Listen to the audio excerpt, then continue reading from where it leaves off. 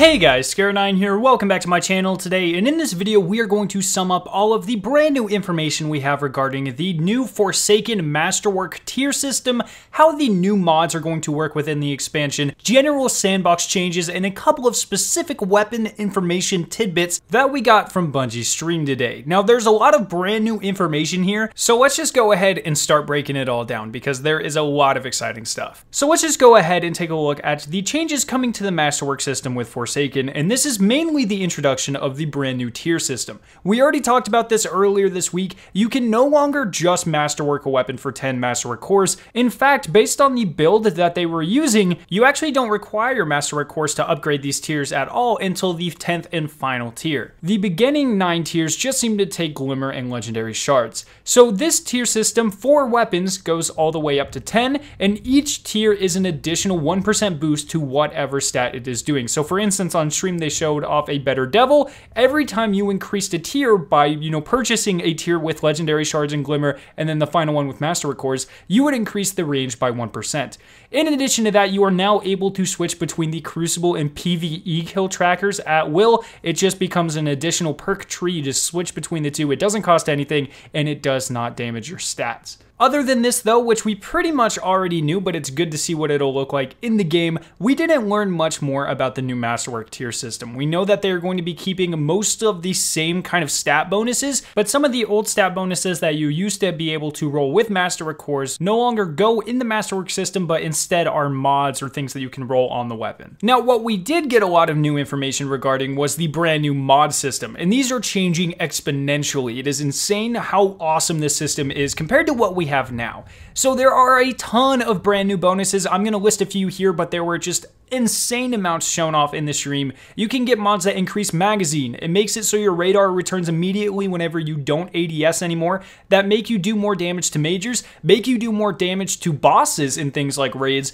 reduce recoil reduction, make you more accurate in the air, and the list just pretty much goes on and on and on. There seems to be quite a bit of these, and they seem to be a lot more substantial than the mod system that we have now. Now remember, whenever Forsaken launches, all of the mods in your inventory will be able to be turned into the gunsmith for things that will either give you these mods straight up or for components to make these mods. They didn't really clarify that. And then the really awesome thing about this mod system is that say you get a weapon, a better devils or something to drop, and it comes with a handling mod on it, but you don't like the perks that come on that better devils. Whenever you dismantle that hand cannon, you will actually get the basic legendary shards, glimmer, blah, blah, blah, but you will also now get that mod added to your inventory. So the way that you get these mods is by farming weapons, getting them to drop, and dismantling them, and that is how you get to the endless cycle of mods. They don't dismantle, you don't have any chance of destroying them. You can just keep reusing mods over and over again. As Bungie put it, they are quote-unquote eco-friendly mods, so that is very, very cool. And then in addition to that, the mods no longer will give you a 5 light level bonus. They are just purely a stat bonus now.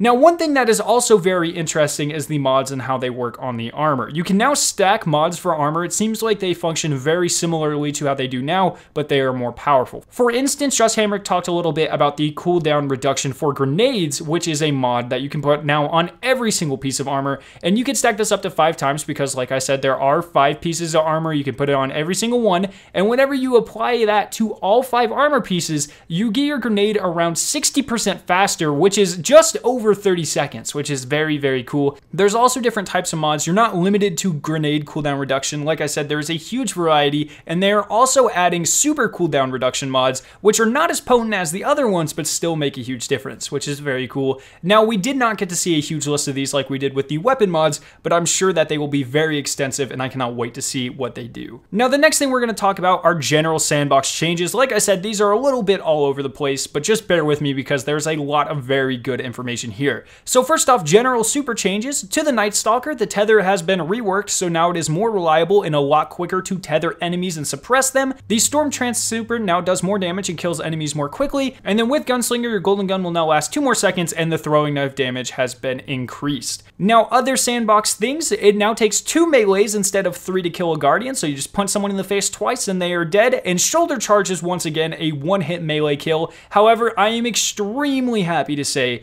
that 1-hit one-hit kill grenades are not returning. There are no one-hit sticky grenades. There are no one-hit any grenades in the game. I'm so freaking excited about that. I was very, very prepared to be very disappointed, and Bungie made me very happy by just increasing the damage of grenades but not making them one-hit kills. Now, there's a couple of random facts about different archetypes in the game. Aggressive archetype pulse rifles kill in just over 2 bursts. The fastest rate of fire scout rifles now kill in 5 headshots, and aggressive hand cannons now can kill in 3 shots in pretty much any combination as long as one of those 3 shots is a precision kill, meaning that if you do get 2 body shots and 1 headshot, it will be a 3-tap kill, which is very cool. Now, the Warlock Rift now heals you faster if you are using the healing rift, but if you are using the empowering rift, it will now buff your precision damage, which it did not do before. It only buffed the kind of body shots that you did while standing in it. If you are using a special weapon, it will now spawn in with 2 shots. However, if you are using 2 special weapons, so say like 2 special shotguns or a sniper and a shotgun in your kinetic and energy slot, they will only each spawn with 1 shot each.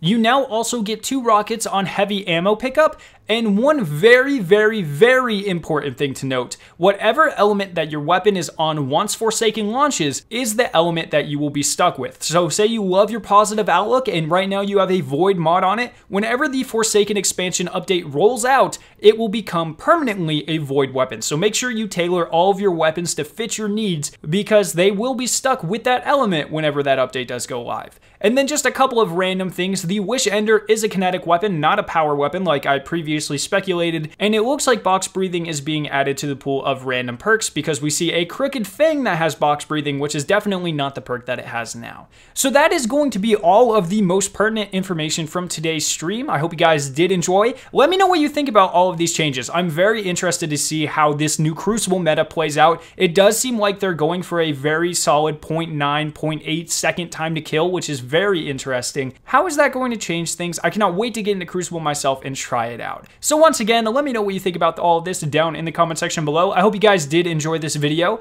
If you did, make sure to leave a like rating and share it with your friends. If you're interested in watching either of the 2 videos on screen, you can click their respective annotations to be taken to them. If you're brand new to my channel, make sure to hit the giant version of my logo on screen to be subscribed for my awesome Destiny 2 videos and live streams. Thank you guys so much for watching today, and I will see you in my next video.